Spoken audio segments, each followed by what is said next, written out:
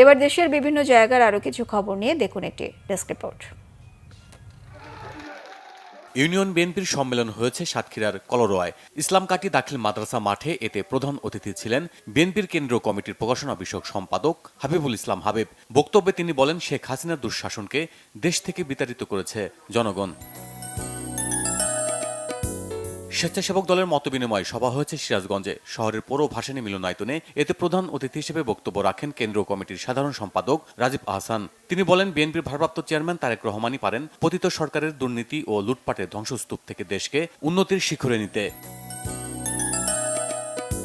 BNP ও মহিলা দলের ৪৭তম প্রতিষ্ঠা বার্ষিকী উপলক্ষে প্রস্তুতি সভা হয়েছে খাগড়াছড়িতে।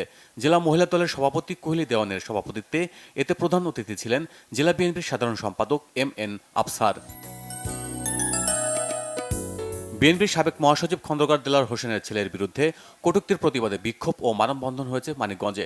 দুপুরে ঘিওর উপজেলা পরিষদের সামনে এতে বক্তব্য রাখেন ইউনিয়ন বিএনপির সভাপতি হারেস মিয়ার সহ অন্যরা। বিএনপির কর্মী সমাবেশ হয়েছে ময়মনসিংহের নান্দাইলে। দুপুরে আচারগাঁও ইউনিয়ন বিএনপির আয়োজনে সমাবেশে প্রধান অতিথি হিসেবে বক্তব্য রাখেন উত্তর জেলা বিএনপির সদস্য মামুন বিন আব্দুল মান্নান।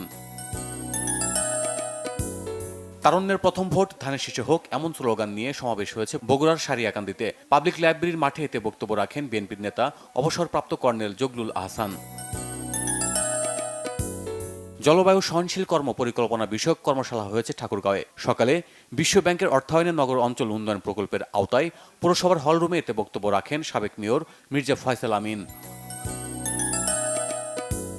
ঢাকা জেলা পুলিশ সুপার আনিসুর রহমানের নাম ব্যবহার করে অনলাইনে চাঁদা দাবিকারী ৩ প্রতারককে গ্রেপ্তার করেছে পুলিশ। দুপুরে কেরানীগঞ্জ মডেল থানার কনফারেন্স রুমে বিষয়টি নিশ্চিত করেন কেরানীগঞ্জ সার্কেল অতিরিক্ত police super Mohammad Jahangir Alam.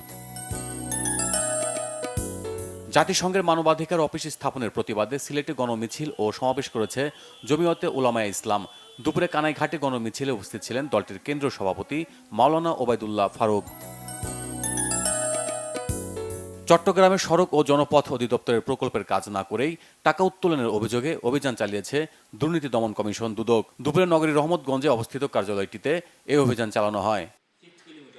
Bangla vision news desk.